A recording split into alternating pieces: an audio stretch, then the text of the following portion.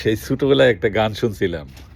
গানটা হইল এরকম: মানুষ তোমার ২ টা চোখ, ২ টা কান। বেশি, বেশি দেখবা আর বেশি, বেশি শুনবা। একটা মুখ তো, কথা কম বলবা। কথা কম বললে একেবারে বিপদ-আপদ মুক্ত থাকতে পারবা। ঘটনা কিন্তু সত্য। এই যে দেখছেন বাংলাদেশের স্বরাষ্ট্র উপদেষ্টা জাহাঙ্গীর আলম আবালটাই কি বলছে আজকে দেখছেন? ওই সৌদি রাষ্ট্রদূতের অনুরোধে ৭০,০০০ রোহিঙ্গাদেরকে বাংলাদেশের পাসপোর্ট দিয়া দিতেছে। আর ভাই পাসপোর্ট কিভাবে দেয়? রোহিঙ্গারা কিভাবে পাসপোর্ট পাইতে পারে? পাসপোর্ট পাওয়ার যোগ্যতা কি?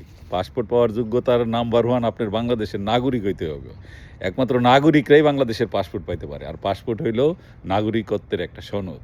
তাহলে রোহিঙ্গারা কি বাংলাদেশের নাগরিক? তাদেরকে কিভাবে পাসপোর্ট দেওয়া হয়? গত বছর কি বলছিল আমাদের এই সুদি মহাজন ইউনুস? গত বছর বলছিল কি ওই যে আন্তরিও গুতেরেস আছে না, জাতিসংঘের মহাসচিব, তারে নিয়ে আসছিল বাংলাদেশে। বাংলাদেশে নিয়ে এসে ১,০০,০০০ রোহিঙ্গাদের সাথে সে তারা নাটক করে আবার রোজা থাকলো, রোজার ভাব দেখায়, আবার একসাথে ইফতার করলো, ইফতার করে বক্তব্য দিল কি কি বলছে ইউনুস? ইউনুস বলল কি যে আগামী বছর তারা নাকি এই রোহিঙ্গারা নাকি তাদের নিজের দেশে বার্মায় যায় এই ঈদ পালন করবে, ইফতার করবে। কোথায় গেছে আপনার জারি জুরি? ডক্টর ইউনুস এই পর্যন্ত যা বলছে তার হিতে সবগুলি বিপরীত করছে। আপনারা বলবে একটা, কাজ করবার একটা।